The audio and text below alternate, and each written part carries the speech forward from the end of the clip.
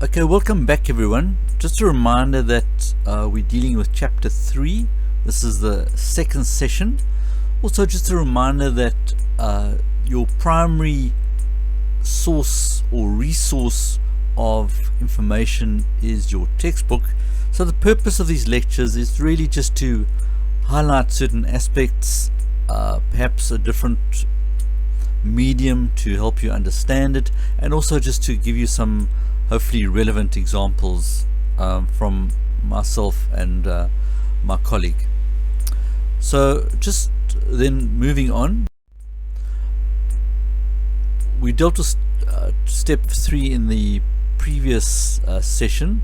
So the next session is to really collect secondary data. Now secondary data is research that already exists, and one should really start with secondary data because you might get lucky and you may be able to answer the research questions simply using secondary data, and it's typically gathered from internal or external sources. So internally, one could be talking about your sales invoices, looking at your computer system. Perhaps you can manipulate the data there, customer complaints, and external would typically be, I guess these days would be the internet, what's written on the internet, research reports, etc. So those are aspects which one could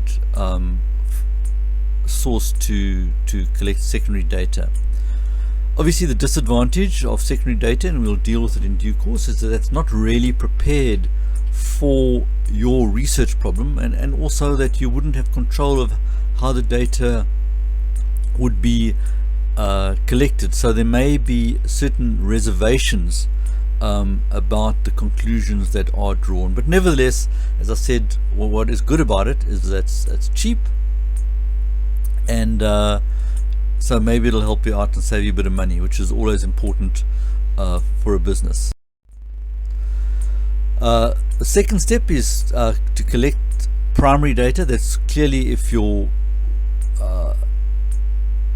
secondary data didn't answer your question, as I said, and 3 primary research methods are used. There's observational research, and then we talk about overt, where it's fairly obvious that you are collecting the research, or covert, which really means that you're doing it undercover. So there could be hidden cameras and you see how people behave.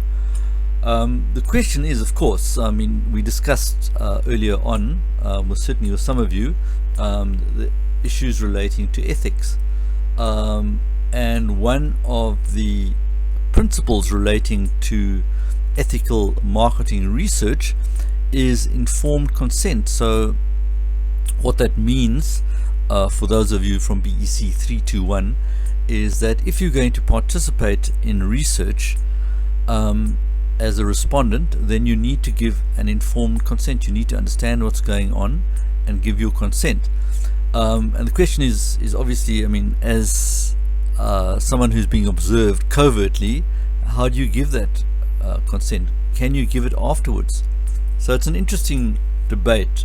Perhaps we won't be allowed to do covert research in the future.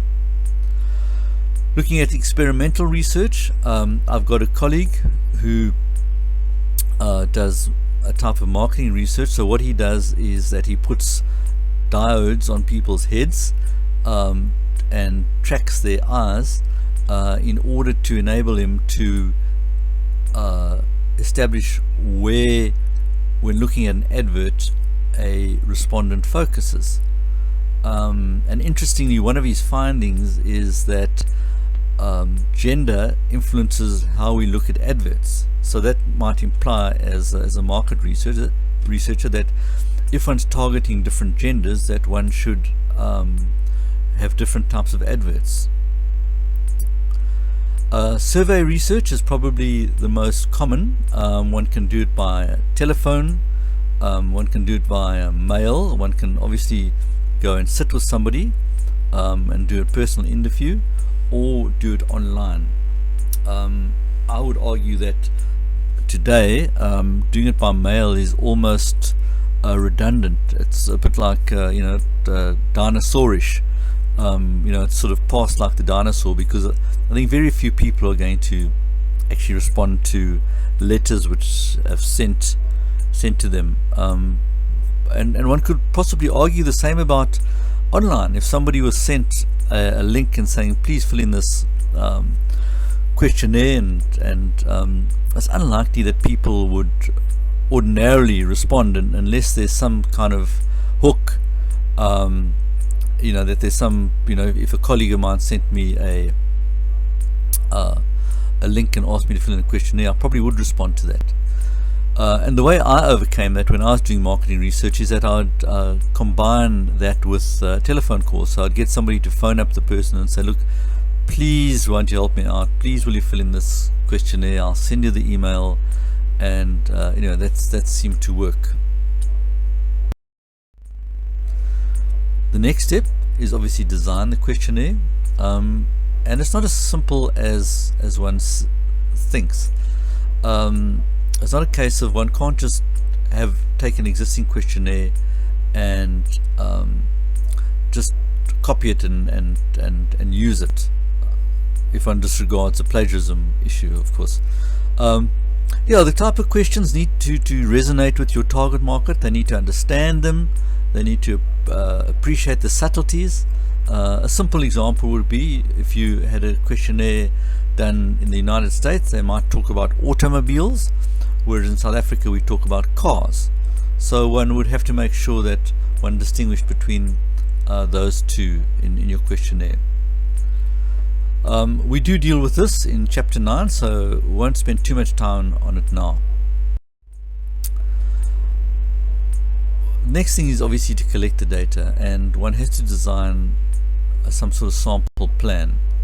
And a sample frame really refers to the elements from which you are trying to gather data. So it could be students, for example, or it could be small businesses.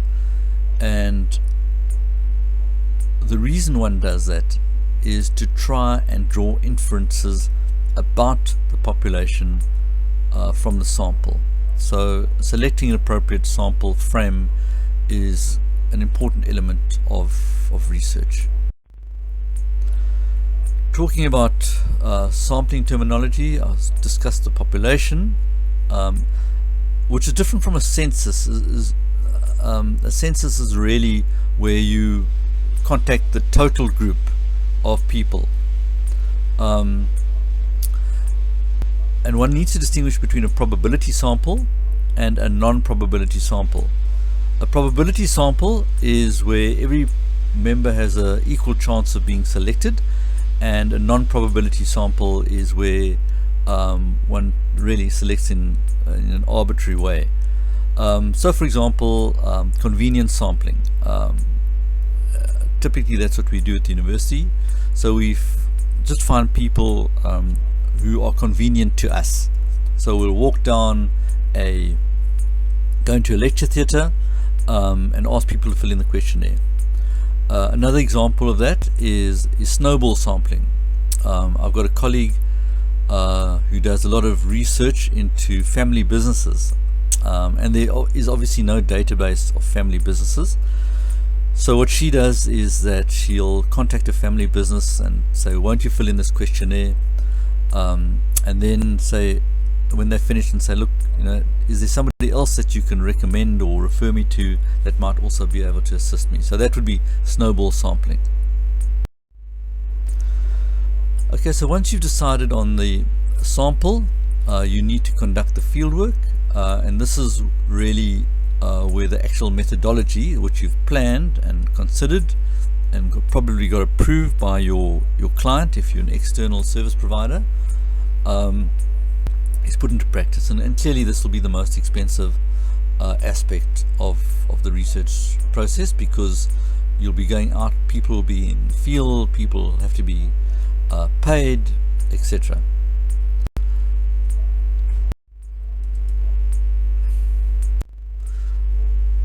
Okay, so the next step is to prepare and process the primary data. Now, to put it simplistically, one really has to convert the answers from the respondents into computer language. So that generally means that we need to code it, put it into numbers. In terms of editing, there might be people who haven't answered, and there might be gaps in the spreadsheet which we need to deal with. Then we need to analyze the primary data. There are lots of ways of doing it. There are very simple ways to highly refined techniques such as what they call multivariate analysis techniques. That could be structural equation modeling, things like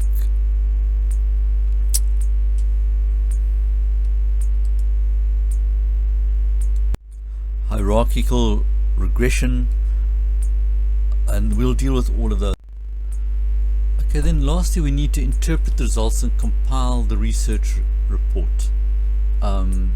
Included in the research report would be a comprehensive explanation of why the research was conducted, because management might have forgotten. Obviously they're busy people, so we need to make sure that we just, for sake of completeness, include that aspect, and obviously the research objectives and how the research was conducted. There may be certain limitations about how you were able to conduct the research, and those need to be disclosed.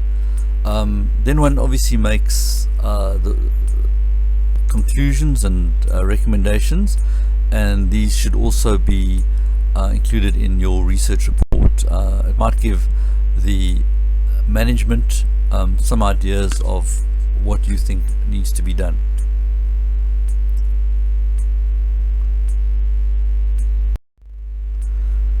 And that's the end of chapter 3. Thank you. See you on the other side.